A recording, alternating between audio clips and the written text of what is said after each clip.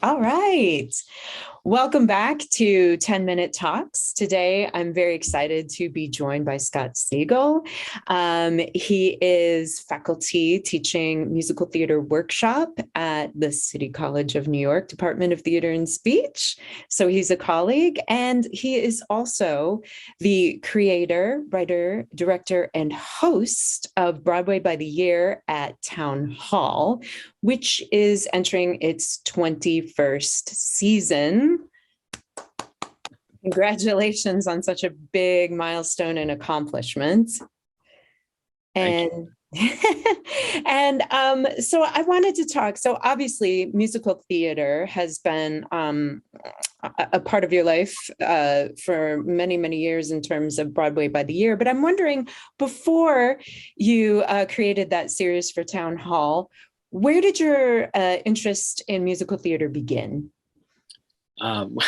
In some sense, it began as it does with everybody. There's a show that you see when you're a kid that just grabs you. For me, it was Man of La Mancha. When I saw that on a student trip, and so that's where the love affair with it began. But as an adult, where it began on a more professional level was as a critic. My wife and I have been and continue to be critics. We first actually started covering film, and then we added theater, and then we added nightclubs. And we were only one of three people who covered all of that. Just Rex Reed, William Wolfe, and Barbara and myself were the only ones who were going to film screenings, going to theater openings, going to nightclubs, and writing about all of that. That gets a little exhausting after a while, but that's where it began. And what happened was I was teaching a film class at Town Hall. It was the largest in the city because Town Hall seats 1,500 people. It wasn't a 1,500 person film class. It was about 700-800 people, but that was huge for a film class. It was one of those film classes where we would get movies right before they opened, and invite the director, the producer, one of the stars, whatever, to come and talk, and I would do the Q&A with them. And so at that point, Town Hall knew of my background with theater, and at that time, Town Hall, which is on 43rd Street between 6th and 7th, it's about half a block from Times Square, and they didn't have any theater stuff, musical theater things going. They had jazz, they had third world music, they had all kinds of spoken word stuff, but they didn't have theater, and they felt that was a big gap. And they knew that I was a theater critic, and so they called me in for a meeting to have did I have an idea for something that could be added to the programming of Town Hall that was theater related. And I came up with the idea of Broadway by the Year, which they said, that's a great idea, why don't you produce it? And I said, I'm very flattered, but I haven't produced a puppet show in the backyard from my parents, So they said, no, we see how you are with our film people. We know you could do it. Why don't you just do it? So they handed me this incredible opportunity. And as a critic, I had seen all of the things that I didn't like, as well as the things I did. And I thought, okay, there's the challenge, and to cross over to the other side, and do what I think is, as a critic, do what I think is the right thing to do. The first season, it's technically 22 years ago because we lost, because of COVID, we lost this year, yeah. But so it's now 22 years ago, they had a series called Not Just Jazz, which was sort of a potpourri of all different kinds of individual kinds of things that were not the jazz shows that they were putting on otherwise. And so we did Broadway musicals of 1943 and the Broadway musicals of 1957 on two different dates within that season of Not Just Jazz. The first one, we just had three people, three stars, and a two-piece band, and me. Because my idea was always to be a participant in this as a host narrator, because I thought that was a really valuable tool to sort of set the scene for each thing, tell people what was going on. Because the original idea of Broadway by the Year was take 1 year of Broadway and have today's stars sing the important, great songs that were born on Broadway in that year. Yeah. Not a season, but a calendar year. We did, and this is too long-winded, but the first show, I was stunned. There were about 800 or 900 people showed up, and Town Hall was very pleased with that. And they said, "Well, let's see what happens with the second one." And the second one from 1957, Stephen Holden from the New York Times showed up and gave me personally a great review for the script, and liked the show. It was not a money review, but it was a positive review, a mixed positive. Mm-hmm. And but that was enough for Town Hall to say, "Hey, I think we have something here. Let's continue this." I said, "Okay, that's great.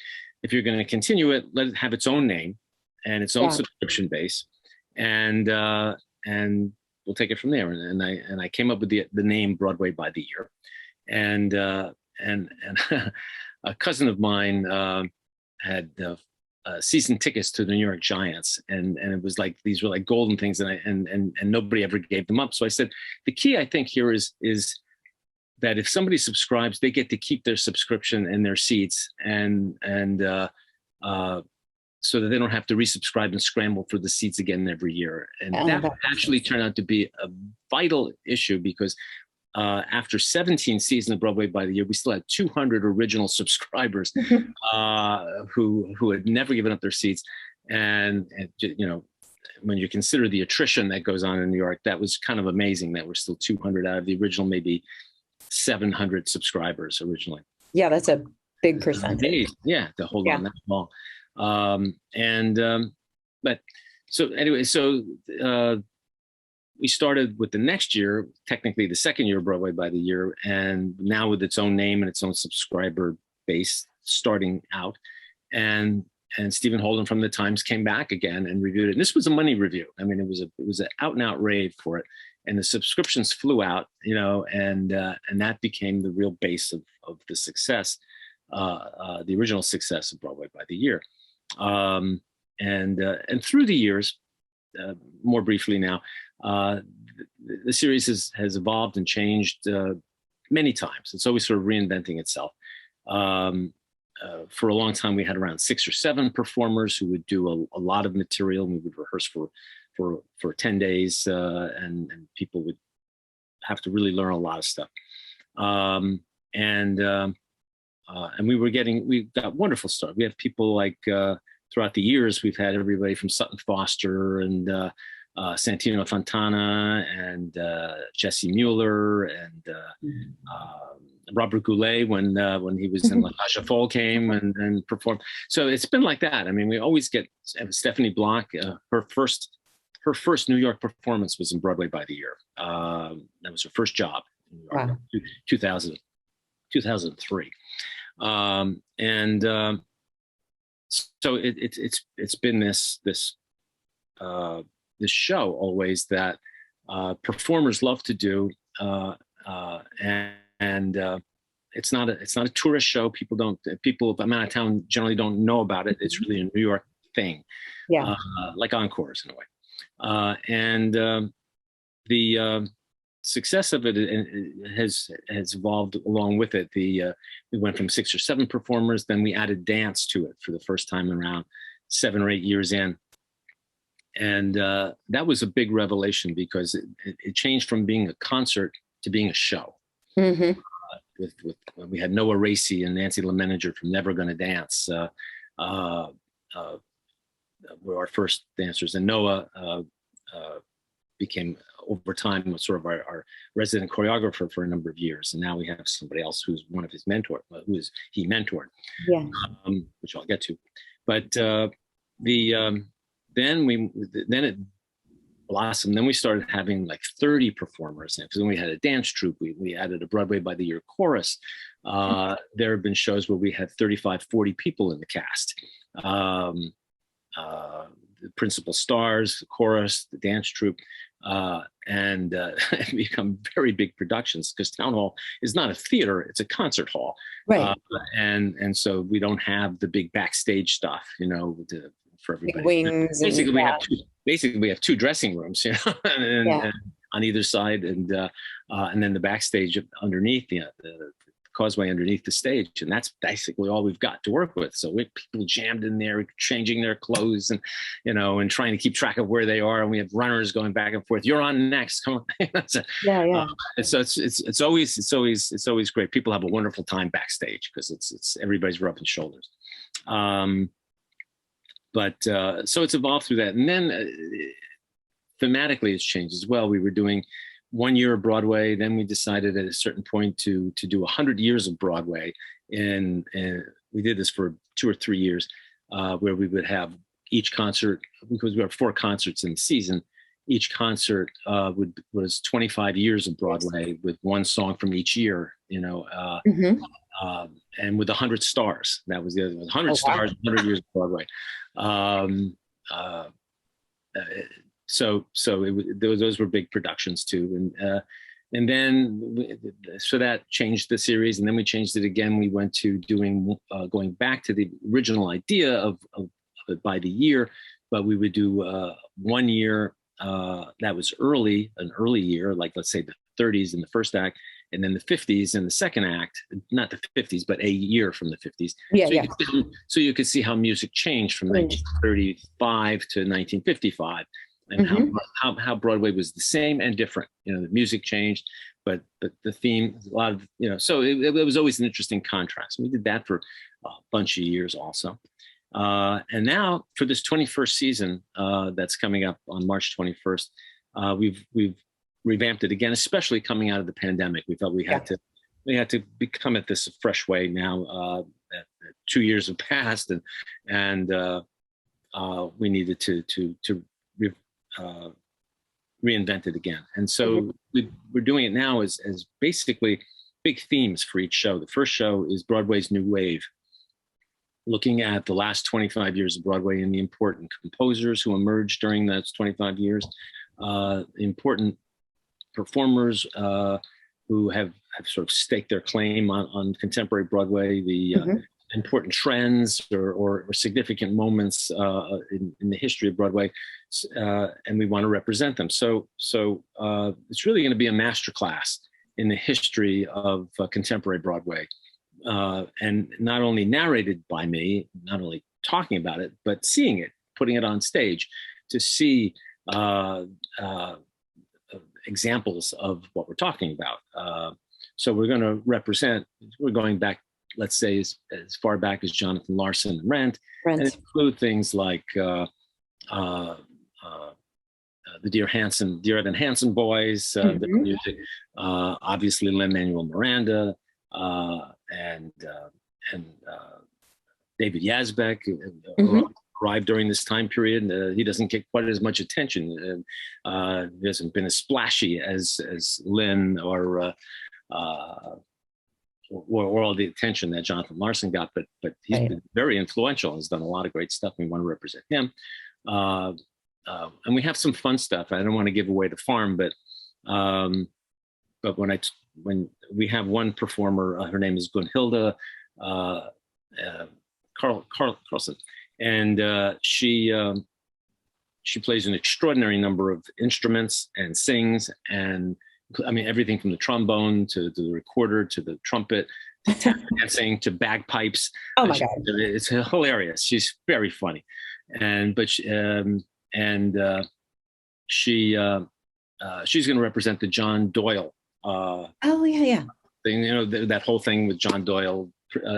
For those who don't know, with the Sweeney Todd, with Patti LuPone and Michael Cerveris, where everybody had to play an instrument, their own instrument. Yep. And he didn't do it just in that. He did in a lot of shows that he did, and other people picked up on that. So it was a whole little movement that happened during this last quarter century, and we wanted to represent that with one performance, with one performer being everything. Oh, I love that. Yeah. And entertaining and make the point. So and we picked out the perfect song for it also, from the Drowsy Chaperone, for her to do that. Yeah. So it's going to be like that. Among the other performers in it, so far I haven't finished casting it, but I have sort of our initial casting wave. We have 2-time Tony nominee Vivian Reed, who came to fame in Bubbling Brown Sugar on Broadway. And she's sort of the grand doyenne, if you will, it started really the wave of, opened the door really for the wave of Afro-American performers on Broadway and Afro-American shows. Bubbling Brown Sugar was a big gateway for all the stuff that's followed most recently. I mean, in the last few years has been the big explosion of that. Yeah. So she's going to represent that and sing everything from the Temptations to representing Audra McDonald and her emergence during this time period. We have I mentioned choreography, Danny Gardner, who was just in Flying Over Sunset at the Vivian Beaumont, and it's great fun. He starred in the 2017 Radio City Summer Spectacular.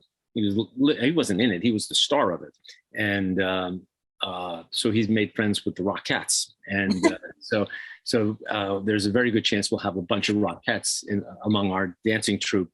It's always fun when they come. They've come a few times before, and it's funny. I'm not really allowed to say they're the Rockettes, because of contractual, things, but you can imply all sorts of stuff, Right. Everybody knows they're the Rockettes, even though you're not saying they're the Rockettes. Right. Especially when they start doing the kick, it's the Rockettes. Yeah. But that'll be fun, and there'll be 2 or 3 dance numbers with Danny and our dance troupe representing the kind of dance that's been going on Broadway in the last 25 years. Mm-hmm.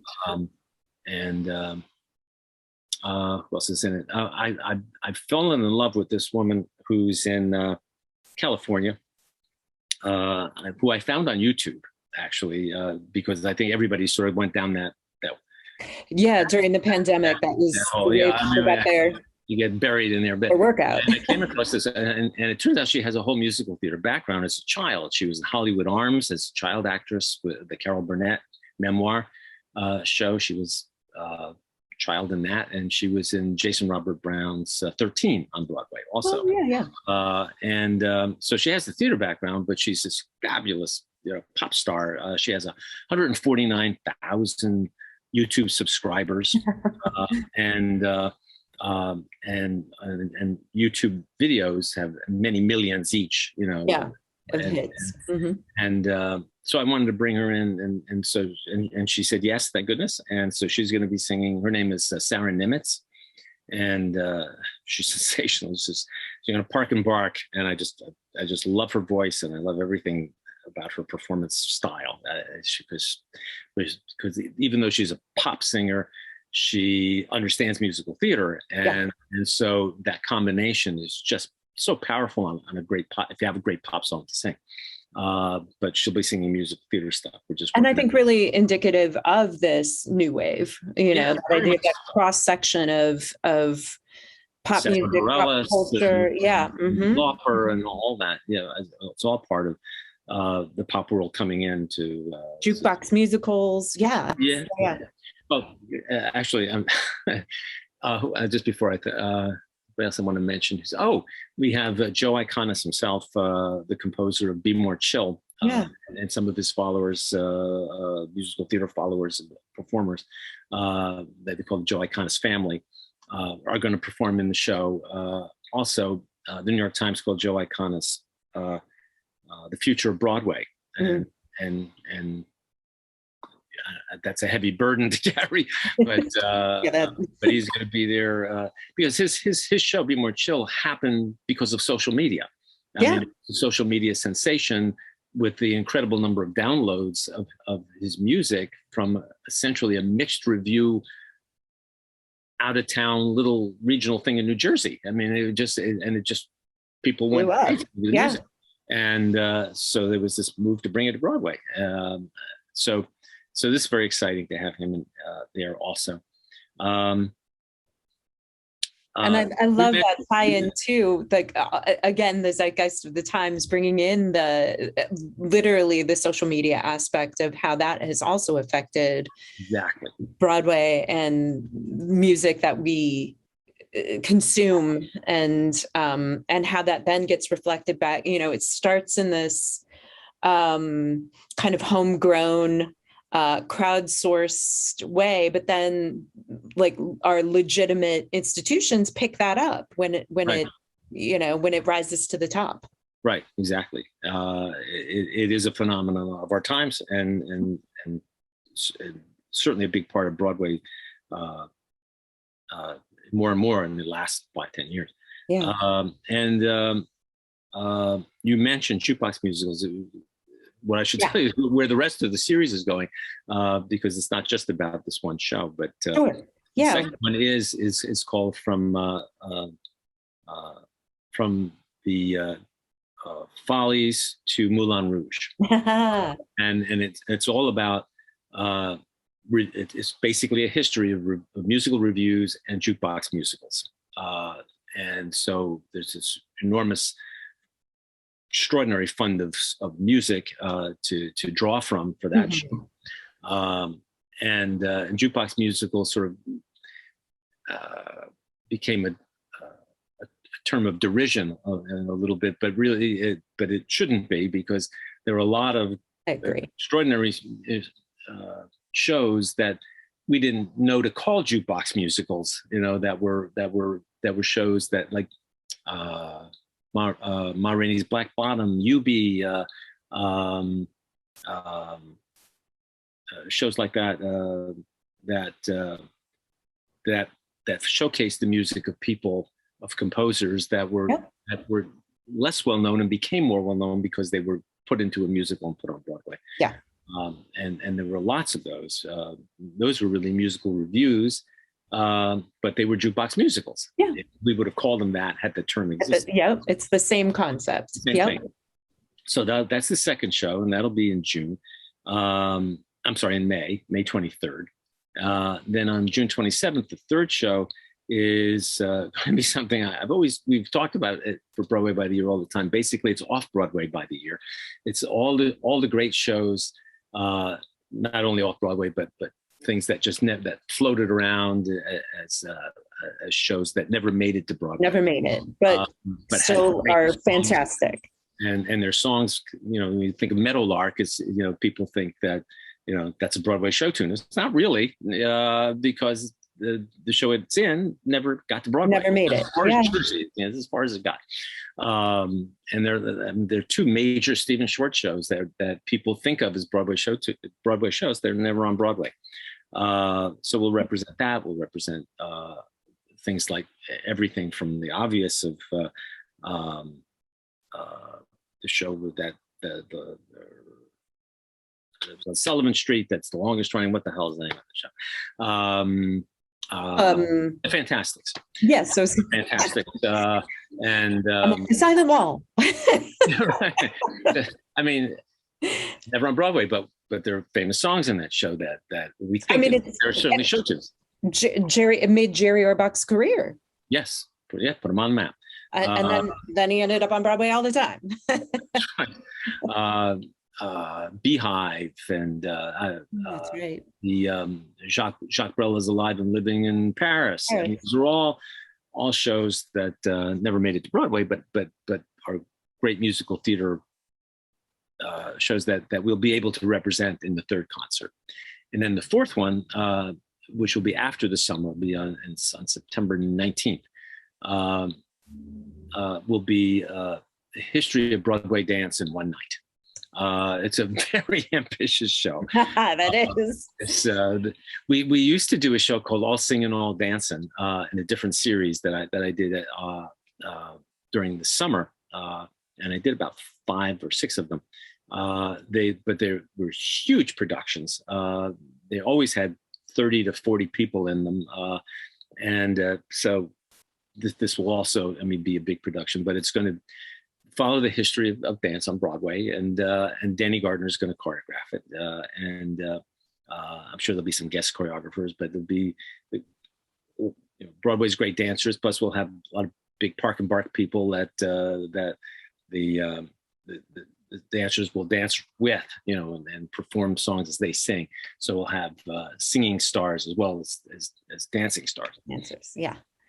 But so that's the season, and as you see, that's different than Broadway by the Year per se, but it's Broadway by the year with a different way of looking at thematically at Broadway. Yeah. Well, I mean, I think what's kind of great about the title is that it really can be reimagined, as I love the idea that there is a time frame that frames it, but then how you address the time, really, it's fungible, right? Yeah. Yes. That's what I say. It's always been very plastic, and we've always been able to find a way to make Broadway by the year resonate with whatever year, whatever time we're putting the shows on. That makes sense. Yeah. This season sounds amazing. And also in thinking of as you're teaching students of a certain age, I mean, this is really their bread and butter, right? The soundtrack, if you will, to their lives, the songs they sing. We have a lounge at the end of the hallway, and like those are the shows that I hear them harmonizing and singing, like when their doors shut and they're in there and they're like, we're alone, we're just gonna sing, that's what I hear filling the hallways through that closed door. So it just sounds so exciting and so fresh and so relevant and so now, which I mean, that's how you keep, like you said, you needed to come out of this hibernation and bring this fresh energy, and it just sounds amazing. So one of the things then that I wanted to do, especially with this first show, but hopefully for all of the shows, is find a new way to engage the student population, if you will, particularly musical theater student population specifically, because these are shows that are really, each one of them in its own, each one of us is a history of Broadway, different parts of Broadway. And so they're really master classes in what was going on Broadway, and as not just me telling you as a narrator, but actually seeing it expressed, shown. It's the don't tell me, show me. Yeah. And we're going to show you what it was with today's stars singing and performing the material that makes up each of these shows. So I think it can be very exciting for students to see it. And because of that, and because suddenly this year I'm a professor of musical theater, thank you for that.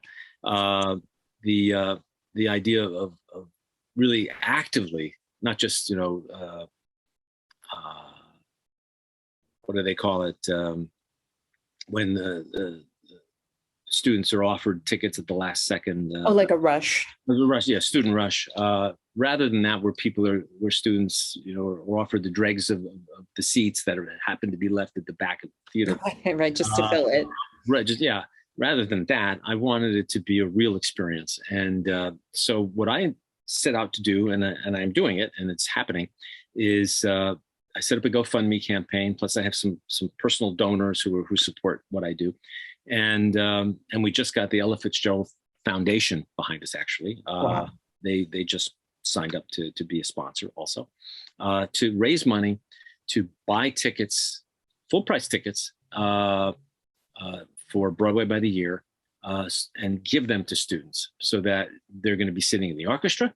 They're going to be sitting in the front rows of the balcony, spread out throughout the theater like real patrons, they're and they're coming to, they can come and see the show, yes, it's a gift, but it's a different kind of a gift. These are all people who want, they're desirous, not just me, but the people who are donating, they're desirous of having young people experience this show or this series, and learn from it and be inspired by it. Because the people who are giving money, by and large, are people who are subscribers, that they know what it is, and they've been going for all these years, and they want to share it with another generation. And it's heartwarming, it's beautiful, and it's also, I think, going to, I'm not going to say any one show is going to change the life of anybody, but the opportunity to see something like this, if you've not seen it before, is, if nothing else, wildly educational and inspirational. That you're seeing, as you said, your life, the music you love and the shows that you love that you've grown up with as a kid and made you perhaps want to go into musical theater. You're seeing it represented on stage, and getting the big picture. So I'm already in a position to hand over as many as 300 tickets for the first show. Wow.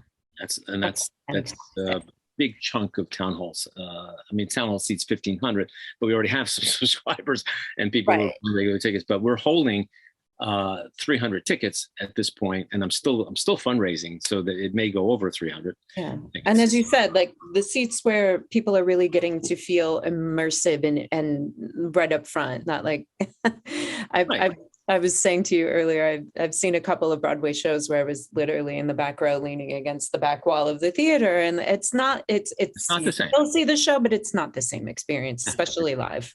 Yeah.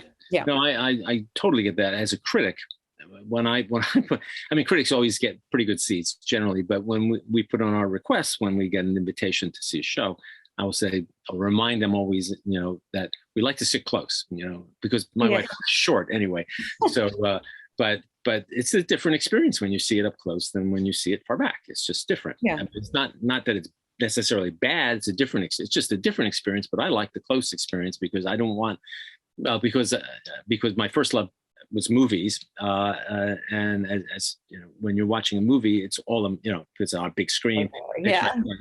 It's just you and the screen. And that's how I like to see the theater. I don't want to see all the people on my left and right, particularly. Or the entire audience. Or entire audience in front of me. Yeah. I see that person in row 4 chewing gum, With the big hair in front of my face. Right. Yeah. But so we want to give all of these students, and it'll be students from CUNY, there'll be students from AMDA, there'll be students from Brooklyn College, there'll be students from NYU and Pace and so forth. But we want the New York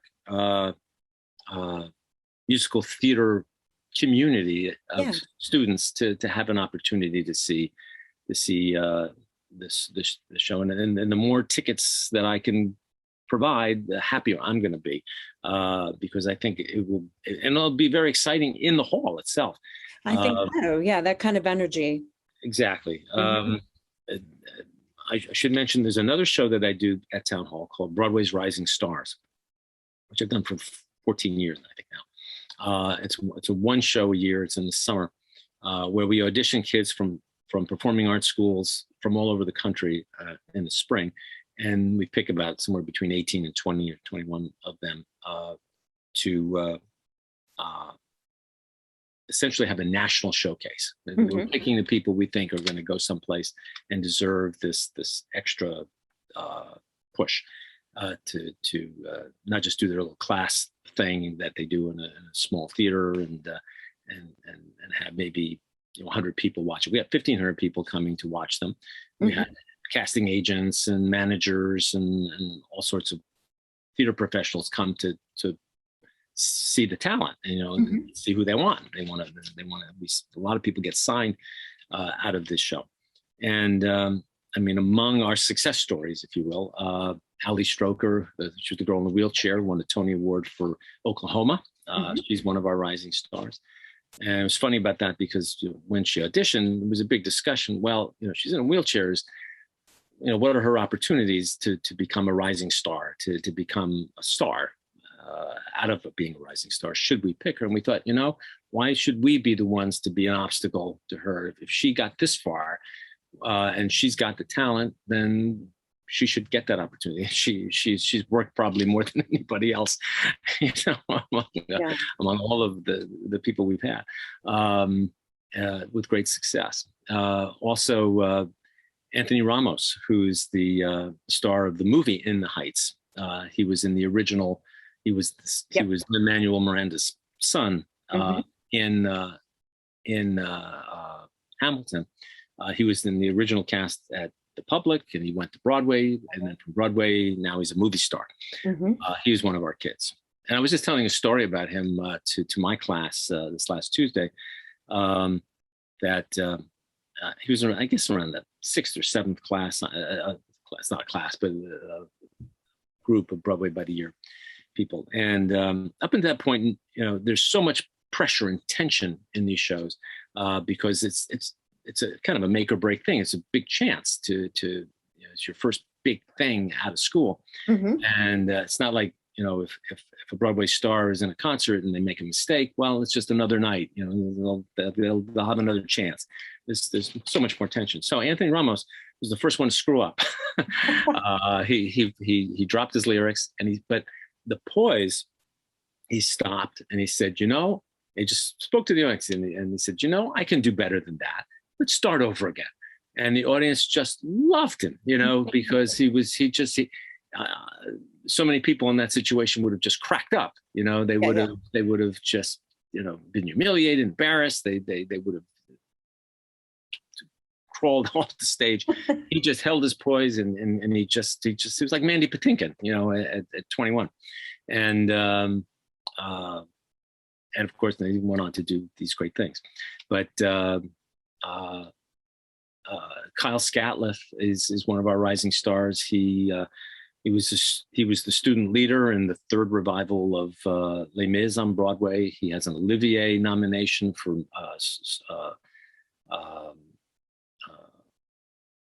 Scottsboro Boys that was done in London, and he was in The Color Purple. He played Harpo in the revival, John Doyle revival of The Color Purple. He didn't play an instrument, but he was replacement as I forget the name of the character, but in To Kill a Mockingbird on Broadway. So he's had huge success, and he's one of our rising stars. And frankly, they're all over the place. They're on television. They're on off Broadway. They're on national tours. They're in foreign countries, starring in Spain and South Korea and Australia. So the point of this is that we have a big relationship to students, and a relationship with lots of schools, but that relationship of taking young people and giving them an opportunity is now being multiplied by what we're doing with Broadway by the Year and this buying of tickets to give to students. Yeah, that's amazing. That's amazing. Well, we're excited to be a part of that, and thank you for having the insight to kind of, we talk a lot of times in theater about creating the audience of the future, and so I think the arts patrons of the future, the arts leaders of the future, and this is a piece of that. Yes, it is. Yeah. That's what I say to my class also. Whether you go on to be in musical theater, doesn't matter if you do or you don't, as long as you have a fuller appreciation of what's involved. What it is. You'll be a richer person for it. I agree, and it always manifests in ways that you maybe didn't predict. At certain stages of your life, like I'm sure you did not predict. I never would be producing this show. No. I often say, you could never see it from the back end going forward. You can only connect the dots backwards. To see what happened, Yes. Yeah. Yes. Well, I want to thank you so much for your time and for this wonderful, generous offer. We're so excited about it, and thank you for joining me today. It's my pleasure. It's a great honor to be able to talk about it and spread the word, and you've been very generous to me about it, so I very much appreciate it. Well, Scott Siegel, we will look for more information. Will be coming shortly about those tickets, and also we're going to put a link up at the end of this video too. I believe you said Playbill had an article about the upcoming the announcement of the first show. Yeah. Great. So we're going to put that link up too, so that people can check that out for themselves.